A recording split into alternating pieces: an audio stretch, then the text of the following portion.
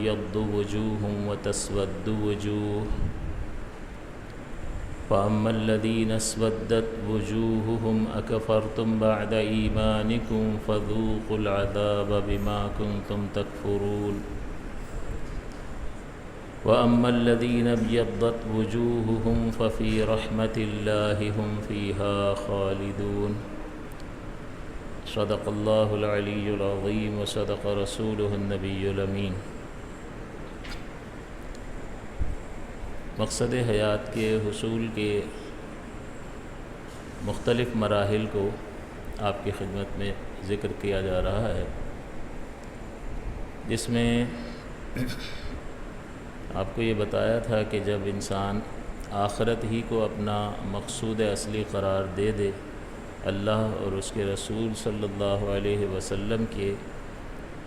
فرامین پر یقین رکھتے ہوئے، اور یہ ایمان کا تقاضا بھی ہے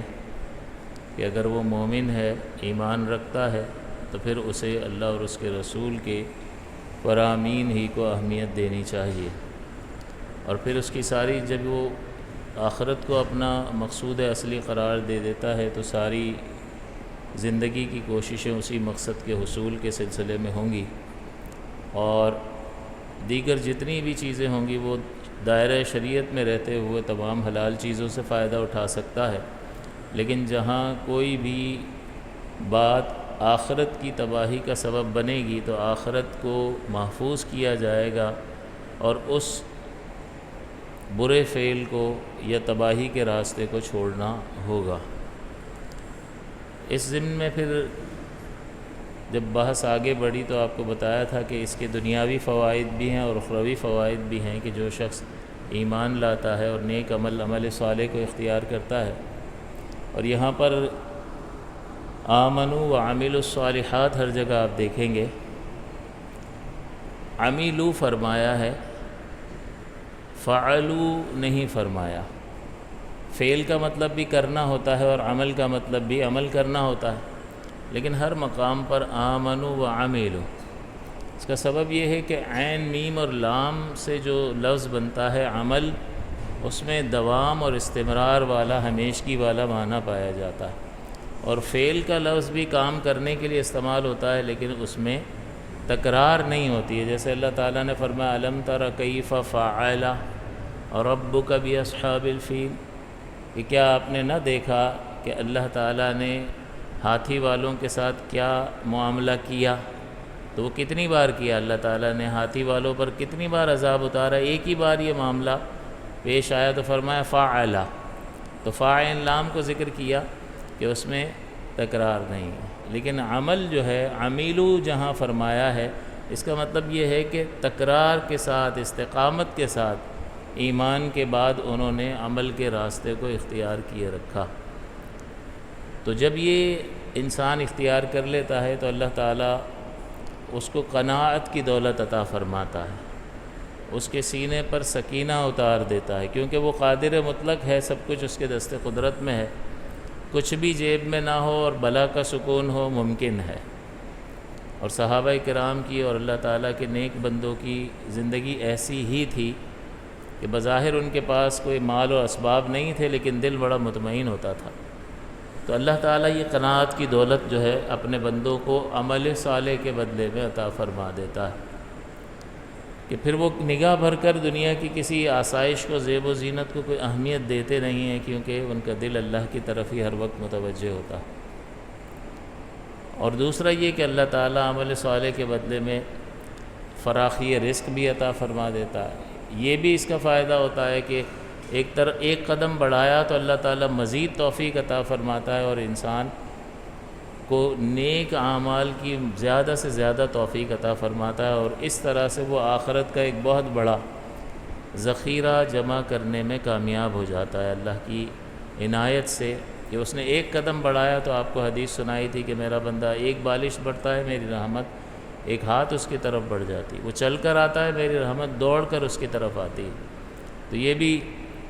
بندے پر منحصر ہے کہ وہ اللہ تعالیٰ کی رحمت کو کتنی رفتار سے اپنی جانب متوجہ کرنا چاہتا ہے۔ بس جس طرح جس رفتار سے یہ چلے گا یہاں سے اللہ تعالیٰ کی کرم نوازی، اس کی رحمت، اس کا فضل اس سے کئی گنا زیادہ تیزی کے ساتھ اس کی طرف متوجہ ہوگا۔ تو ایک دنیاوی فائدہ یہ ہے کہ قناعت کی دولت میسر آ جاتی ہے، فراخی رزق کی دولت بعض کو میسر آ جاتی ہے، اور بعض کو بہت زیادہ نیکیاں کرنے کی توفیق حاصل ہو جاتی ہے، جو ظاہر سی بات ہے کہ اسے مزید اس کے لیے برکات کا باعث ہوں گے۔ پھر یہ آپ کو بتایا کہ ہم یہاں سے اب ایک وقت اپنا ہے جو گزار کر یہاں سے جانا تو ہے، بہرحال کوئی رہا نہیں ہے اور کوئی رہے گا نہیں۔ تو جب یہاں سے جائیں گے تو خصوصی اعزاز اور اکرام اسی عمل صالح، ایمان اور عمل صالح کے نتیجے میں اس کے ساتھ ہوگا۔ اور آپ کو حدیث سنائی تھی کہ فرشتوں کی ایک فوج، روشن چہرے والے فرشتے تا حد نگاہ تک اس کے استقبال کے لیے موجود ہوتے ہیں۔ اس سے اس کو قلبی راحت حاصل ہوتی ہے، اور تمام وحشتیں، خوف، دنیا کو چھوڑنے کا، اپنوں کو چھوڑنے کا جو غم ہے، جو ٹینشن ہے، وہ ساری آہستہ آہستہ دور ہونا شروع ہو جاتی ہے۔ اور پھر حضرت اسرائیل علیہ السلام اس کے کندھے کے قریب بیٹھتے ہیں، اس کے سرانے بیٹھتے ہیں اور اس کو سلام کہتے ہیں، اور پھر اس کو یہ کہتے ہیں کہ اطمینان والی روح اپنے رب کی طرف لوٹ آ، اور اس کو اللہ تعالیٰ کی رضا کا پیغام سناتے ہیں اور اللہ تعالیٰ کی جانب سے انعامات کی خوشخبری سناتے ہیں۔ اور پھر آپ کو بتایا تھا کہ اس کی روح اس طرح سے اس کے جسم سے نکلتی ہے کہ جیسے مشکیزے سے پانی کے قطرے ٹپکتے ہیں۔ حالانکہ موت کا مرحلہ بہت سنگین ہے، بہت سخت ہے، لیکن اللہ کا یہ بندہ جو ہے، چونکہ اس نے اپنی خواہش کو، اپنے آپ کو، اپنی زندگی میں اللہ کے حوالے کر دیا، تو اب جب اس کا معاملہ ختم ہو رہا ہے تو اللہ تعالیٰ کی رحمت چاروں طرف سے اس کے شامل حال ہے اور آسانی میسر ہوتی ہے۔ پھر یہ آپ کو بتایا تھا کہ روح نکلنے کے بعد آسمانوں کی طرف، یعنی اچھے اسے برتنوں میں لے کر، خوشبو سے معطر برتنوں میں لے کر اس کو آسمان کی طرف لے جایا جاتا ہے، حتیٰ کہ تمام آسمانوں سے بلند اللہ کی بارگاہ میں حاضر کیا جاتا ہے، اور پھر اللہ تعالیٰ فرماتا ہے اسے میرے مقرب بندوں میں لکھ دو اور اس کو زمین کی طرف لوٹا دو، کیونکہ میں نے انہیں مٹی سے بنایا ہے اور انہیں اسی کی طرف لوٹاؤں گا، اور پھر قیامت کے دن اس ہی مٹی سے انہیں دوبارہ اٹھا دوں گا۔ اور آپ کو یہ بھی بتایا تھا کہ اس کا عمل جو ہے وہ بڑی بہترین صورت میں، بہترین لباس میں اور بہترین خوشبوؤں کے ساتھ اس کو انس فراہم کرنے کے لیے قبر میں آ جاتا ہے، اور سوالات میں اس کے لیے آسانی ہو جاتی ہے۔ تو یہ سارے مراحل جو ہیں اللہ تعالیٰ مشکل ترین مراحل اس کے لیے آسان فرما دیتا، اور پھر اس کے لیے قبر کو بتایا تھا کہ 70 گز جو ہے ہر طرف سے قبر کو وسیع کر دیا جاتا ہے، جنت کی کھڑکیاں، جنت کے دروازے کھول دیے جاتے ہیں، وہ اسی مقام سے جنت میں اپنے مقام کو، اپنے درجے کو دیکھ رہا ہوتا ہے، اس کی الگ اس کو خوشی حاصل ہوتی ہے۔ تو یہ پھر ایسی قبر روشن، ایک تو کشادگی اور روشن ایسی کہ جیسے 14ویں کا چاند ہوتا ہے، پورا مکمل روشن، اس طرح سے قبر کو منور کر دیا جاتا ہے، تو ساری وحشتیں، ساری ٹینشنیں سب ختم ہو گئیں۔ اور اس کے بعد جو ہے اگلا مرحلہ، اب ظاہر ہے کہ اس حال میں اس کو چھوڑ دیا گیا، اور حدیث میں یہ بھی بیان ہوا کہ یوں فرشتے کہتے ہیں سوال کا جواب دینے کے بعد کہ نم کنومت العروس، کہ تو ایسے سو جیسے دلہن سوتی ہے، یعنی اب اطمینان کی نیند سو جا۔ تو اب اسے راحت ہی راحت ہے، تو اسے پتہ بھی نہیں چلے گا کہ برسہ برس کی زندگی قبر میں پتہ نہیں کتنے سینکڑوں برس رہنا پڑے، اور اس کے بعد اللہ تعالیٰ قیامت کو قائم فرمائے، اور اس کے کتنے سینکڑوں برس کے بعد اللہ تعالیٰ ارادہ فرمائے دوبارہ سے ان کو اٹھانے کا، اور میدان محشر قائم اور حساب کتاب کا سلسلہ شروع ہو۔ تو ایک طویل عرصہ عالم برزخ میں انسان کو رہنا ہوگا، تو یہ اس کو وہاں پر جو طویل عرصہ وہاں رہنا ہے، یہ عمل صالح، ایمان اور عمل صالح اس کے لیے ایسا راحت کا باعث بن گیا کہ اب اس کو کوئی ٹینشن نہیں ہے۔ اب جب میدان محشر کا معاملہ آیا کہ قیامت قائم ہو گئی اور اب قبر سے اٹھنے کا وقت ہے، تو اللہ تعالیٰ سورہ آل عمران میں آیت نمبر 106 اور 107 میں ارشاد فرماتا ہے کہ یوم تبیض وجوہ و تسود وجوہ، یعنی اس دن کچھ چہرے سفید اور کچھ سیاہ ہوں گے۔ کیوں؟ یہ ہو سکتا ہے کہ یہ سیاہ چہرے والا دنیا میں بڑا گوری چمڑی لے کر پیدا ہوا ہو، لیکن وہاں جو ہے، وہاں یہ سارا چہرے کی رونق، چہرے کا نور، یہ یہاں کے عمل کے نتیجے میں ہوگا، اللہ کی عطا سے، اللہ کے فضل سے۔ تو جہاں یہ الدنیا مزرعۃ الآخرہ، جو بویا ہوگا وہی کاٹے گا وہاں پر، تو وہاں پر جو یہ چہرے کی رونقیں اور سفید اور روشن چہرے نظر آ رہے ہیں یہاں عمل کی وجہ سے، اگرچہ کسی بالکل سیاہ مائل اس کا رنگ ہو اس دنیا میں، لیکن وہاں چہرے روشن ہوں، ان کا نور ان کے آگے دوڑتا ہوگا۔ قرآن عظیم میں یہ بھی بیان فرمایا، حالانکہ دوسرے کفار وغیرہ ساتھ چل رہے ہوں گے، کہیں گے کہ ہمیں تو کچھ سجائی نہیں دے رہا، اپنا نور تھوڑا سا ہمیں دے دو، تو وہ یہی کہیں گے کہ یہ تو ہم دنیا سے لے کر آئے ہیں، تم بھی لے آتے، اور ہم یہ کسی کو دے نہیں سکتے، یہ اللہ تعالیٰ کی کمال قدرت کے ساتھ چل رہے ہوں گے، لیکن اس کے لیے اندھیرا ہوگا اور اس کے لیے نور ہوگا۔ اللہ قادر ہے، اللہ قادر ہے اس پر۔ یسعی نورہم بایدیہم وبایمانہم، کہ ان کا نور ان کے آگے آگے دوڑتا ہوگا اور راستہ بالکل روشن کرتا چلا جائے گا۔ تو اب یہ جو چہرے کا نور ہے، چہرے کی رونق ہے، یہ عمل کے سبب ہے۔ اسی طرح سے جو سیاہ چہرے پڑ گئے وہ کفر کی وجہ سے ان کے چہرے سیاہ پڑ گئے۔ تو یہاں کا عمل جو ہے وہ اصل اب وہاں کارگر ہے۔ اور چہرے پر خوشی کے آثار، اس کا مطلب کیا ہوا کہ باطن میں خوشی ہوگی تو چہرے پہ نظر آئے گی۔ آدمی جو ہے وہ کھلکھلا رہا ہو، کچھ بھی نہ کہہ رہا ہو، تو دیکھتے ہی بندہ کہتا ہے یار کیا بات ہے، کچھ اسپیشل لگتا ہے، کیا ہے؟ آپ کو کیسے پتہ چلا؟ میں نے کوئی لفظ تو بولا نہیں، چہرہ بتاتا ہے۔ تو وہاں یہ چہرے بتائیں گے کہ ان کا دل کتنا خوش ہے، اللہ نے ان پر کتنا فضل اور انعام فرمایا۔ تو اس زندگی میں تو انسان جو تھوڑی بہت کوشش کرتا ہے اس میں ہر راحت حاصل بھی نہیں کر سکتا، لیکن تھوڑے سے اخلاص پر مبنی عمل کا نتیجہ دیکھو کیا کچھ حاصل ہو رہا ہے، کہ جہاں کوئی ساتھ دینے والا نہیں ہے، کوئی مونس نہیں ہے، کوئی مددگار نہیں ہے، کوئی ایصال ثواب کرنے والا پیچھے پلٹ کر دیکھتا نہیں ہے کہ ابا چلے گئے ہیں قبر پر چلا جاؤں، یا چلو گھر سے بیٹھ کر ہی کچھ ایصال کر دوں، اپنی زندگی میں جی لگے ہوئے ہیں، کسے پرواہ ہے۔ اس طرح پھر ہم چلے جائیں گے تو ہمیں بھی کوئی پوچھنے والا نہیں ہوگا۔ لیکن اس شخص کے بارے میں کیا خیال ہے کہ جس کے لیے اللہ تعالیٰ نے اتنا اہتمام فرمایا، اس کی قبر کو منور کر دیا، کشادہ کر دیا، کیا اس کو کسی کے ایصال ثواب کی ضرورت ہے؟ یا اللہ تعالیٰ کی عنایت سے روز بروز اس کے درجات میں اضافہ ہوتا چلا جائے گا؟ پرواہ ہی نہیں ہوگی اس کو۔ تو اس لیے اللہ تعالیٰ نے فرمایا کہ بعض چہرے سفید ہوں گے اور کچھ سیاہ ہوں گے۔ سیاہ چہرے والوں سے کہا جائے گا، یعنی اللہ تعالیٰ فرماتا ہے فَأَمَّا الَّذِينَ اسْوَدَّتْ وُجُوهُهُمْ أَكَفَرْتُمْ بَعْدَ إِيمَانِكُمْ، کہ تم نے ایمان لانے کے بعد کفر اختیار کر لیا، تو پس جو تم کفر کرتے رہے تھے اس کے باعث عذاب چکھو، اب چھٹکارا نہیں ہے، فَذُوقُوا الْعَذَابَ بِمَا كُنْتُمْ تَكْفُرُونَ، عذاب چکھو اب۔ اور اللہ ظالم نہیں ہے معاذ اللہ، وہ ان کے ساتھ انصاف فرمائے گا، اسی لیے آگے ذکر فرما دیا بِمَا كُنْتُمْ تَكْفُرُونَ،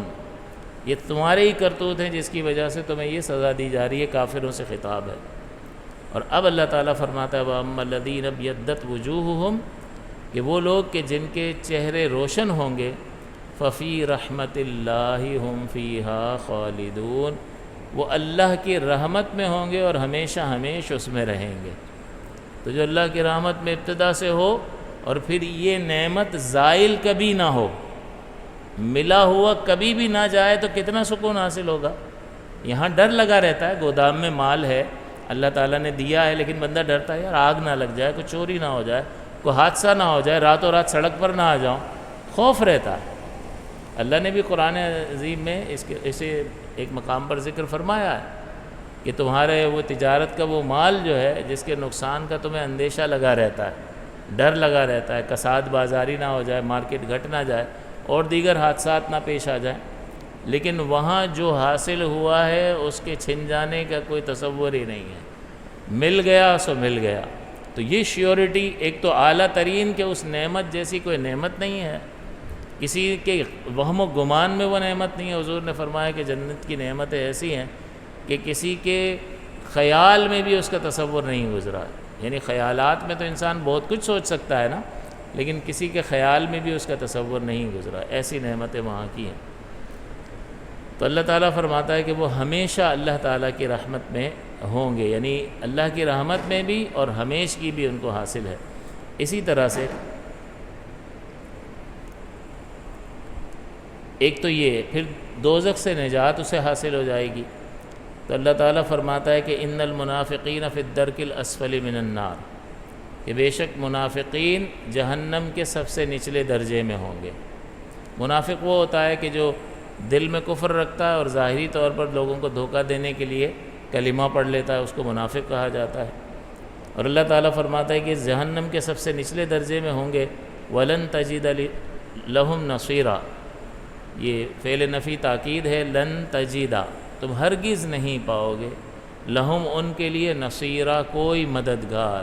اب اللہ کسی کو مبتلا کر دے آزمائش میں، کسی پر عذاب کا فیصلہ فرما لے، تو پھر اب کون بچا سکتا ہے؟ اب تو کوئی نہیں بچا سکتا الا یہ کہ اللہ تعالیٰ رحم فرمائے۔ مگر اللہ تعالیٰ فرماتا ہے الا الذین تابوا واصلحوا واعتصموا باللہ واخلصوا دینہم للہ، کہ مگر وہ بخشے جائیں گے وہ لوگ کہ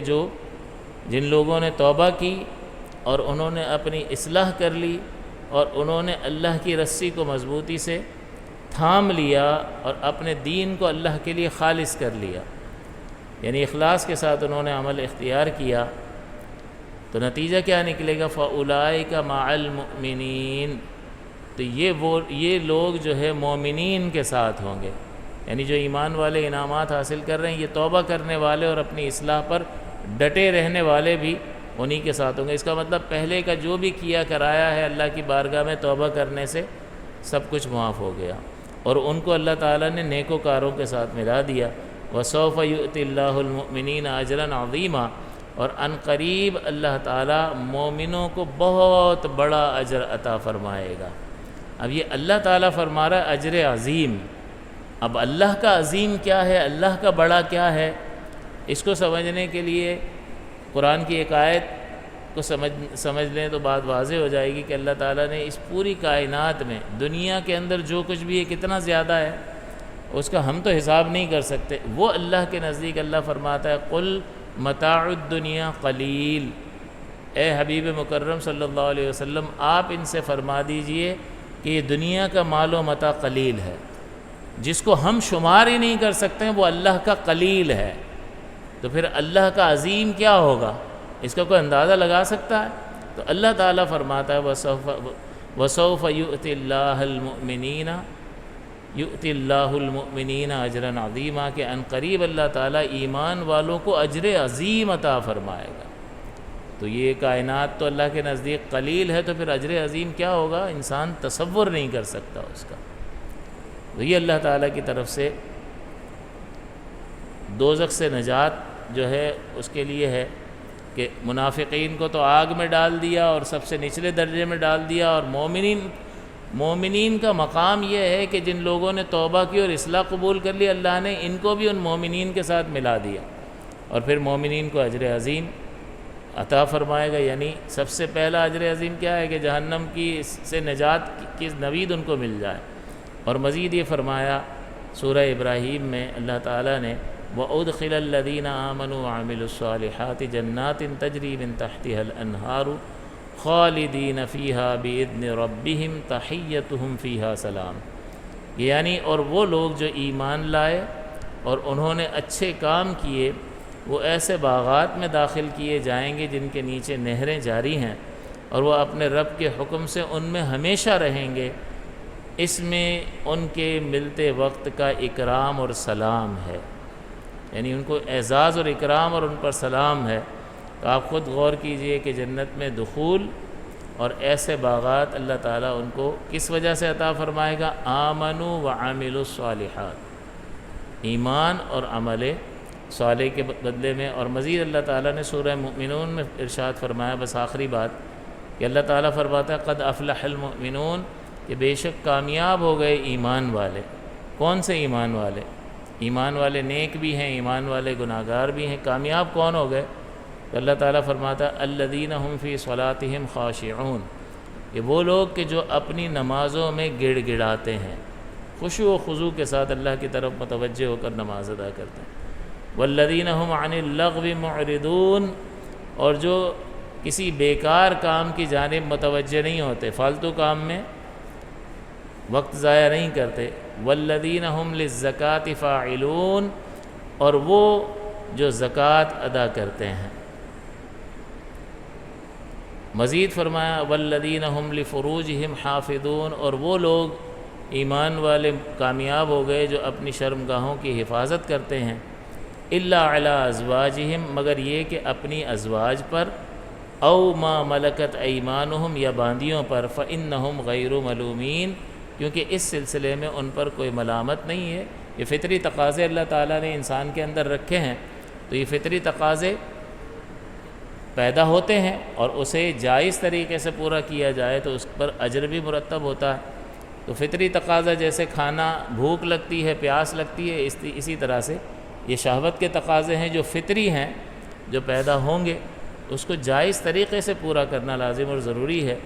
اور اس کا غلط استعمال اور غلط طریقے سے قضائے شہوت کرنا جو ہے یہ حرام ہے اور گناہ کا سبب ہے۔ تو یہ مومن کامیاب ہو گئے کہ الذین هم لفروجہم حافظون، کہ وہ لوگ، وہ مومنین کامیاب ہو گئے جو اپنی شرمگاہوں کی حفاظت کرتے ہیں۔ مزید فرمایا فمن ابتغى وراء ذلك فاولئک هم العادون، تو مزید یہ فرمایا کہ جو اس کے علاوہ طریقے سے اپنی خواہش کو پورا کرے تو یہی حد سے تجاوز کرنے والے ہیں۔ تو اس خواہش کا پیدا ہونا برا نہیں ہے کیونکہ انسان کے کنٹرول میں نہیں ہے۔ جس طرح بھوک لگنے کو روک سکتا ہے کوئی، پیاس لگنے کو روک سکتا ہے، تو یہ لائق ملامت نہیں ہے، لیکن جو شرعی تقاضوں کے مطابق اس کی تکمیل ہے اس کو اختیار کرنا ضروری ہے، اور دوسرے طریقے اگر اختیار کیے تو اللہ تعالیٰ فرماتا ہے کہ فَأُولَئِكَ هُمُ الْعَادُونَ، یہی حد سے تجاوز کرنے والے ہیں۔ اور مزید فرمایا ان مومنوں کی خصوصیات میں کہ وَالَّذِينَ هُمْ لِأَمَانَاتِهِمْ وَعَهْدِهِمْ رَاعُونَ، کہ یہ کامیاب مومنین وہ ہیں جو اپنی امانتوں کی اور اپنے وعدوں کی رعایت کرنے والے ہیں۔ کسی نے امانت رکھوائی، اس کی امانت کی حفاظت کرتے ہیں، اور جب وہ طلب کرتا ہے اس کو ادا کر دیتے ہیں۔ نیت خراب نہیں کرتے کہ اب دے کے چلا گیا تو اب یہ چکر ہی کاٹتا رہے، نہیں، یہ لوگ فلاح پانے والے ہیں، اور جو وعدہ کرتے ہیں اس کی رعایت کرتے ہیں، اس کو پورا کرتے ہیں۔ والذین هم علی صلواتہم یحافظون، اور وہ لوگ کہ جو اپنی نمازوں کی حفاظت کرتے ہیں، اولئک هم الوارثون، یہی لوگ وارث ہیں کس چیز کے؟ الذین یرثون الفردوس هم فیہا خالدون، کہ جنت الفردوس میں میراث پائیں گے اور وہ اس میں ہمیشہ رہیں گے۔ تو یہ اتنی خوبیاں اللہ تعالیٰ نے مومنین کی ذکر فرمائی کہ جو کامیاب مومنین ہیں ان میں یہ خوبیاں ہونی چاہیے۔ تو کردار جو ایک مسلمان کا ہونا چاہیے وہ مکمل کردار اللہ تعالیٰ نے ان آیات مقدسہ میں ذکر کیا، لہٰذا ان آیات کی روشنی میں اپنا محاسبہ کرنے کی ضرورت ہے، اپنے آپ کو پرکھنے کی ضرورت ہے۔ اگر یہ چیزیں موجود ہیں اللہ کا شکر ادا کرنا چاہیے اور اس میں مزید ترقی کی کوشش کرنی چاہیے۔ اگر یہ خوبیاں موجود نہیں ہیں یا کوئی بری صفت موجود ہے تو اس کے تدارک کی اور اپنی ذات سے اس چیز کو دور کرنے کی کوشش کرنی چاہیے، تبھی پاکیزگی اور ستھراپن حاصل ہوگا اور تبھی اللہ کا قرب انسان کو حاصل ہو سکتا ہے، اور جو انعامات آخرت کے سلسلے میں ذکر کیے وہ انسان کو حاصل ہو سکتے ہیں۔ تو لہٰذا اب قبر سے جب اٹھ رہا ہے تو چہرے روشن ہیں اور بعض کے چہرے سیاہ ہیں، اس کا سبب یہی ہے کہ جو یہاں پر اس دنیا میں اللہ کے احکام کی قدر کرتا رہا، اللہ تعالیٰ اس کو وہاں پر نوازے گا، اور جس نے اللہ تعالیٰ کے احکام کی قدر نہیں کی اور بغیر توبہ کیے اس دنیا سے رخصت ہوا، وہ مسلمان ہے تو اس کے لیے بھی مسائل ہو سکتے ہیں، اور اگر کافر ہے تو اس کے لیے نجات کا کوئی راستہ نہیں ہے۔ لہٰذا سمجھداری کا تقاضا، ہوشیاری کا تقاضا یہ ہے کہ احتیاط کے ساتھ اس زندگی کو گزارا جائے، اللہ تعالیٰ کی کہ احکام کے موافق اس زندگی کو گزارا جائے، اس ہی میں پاکیزگی ہے، اس ہی میں کامیابی ہے، اور اسی میں اللہ تعالیٰ کی رضا ہے۔ اللہ تعالیٰ سے دعا ہے کہ اللہ تعالیٰ ہمیں اپنی رضا کے کاموں کو کرنے کی توفیق عطا فرمائے، آمین۔ وآخر دعوایا الحمد للہ رب العالمین۔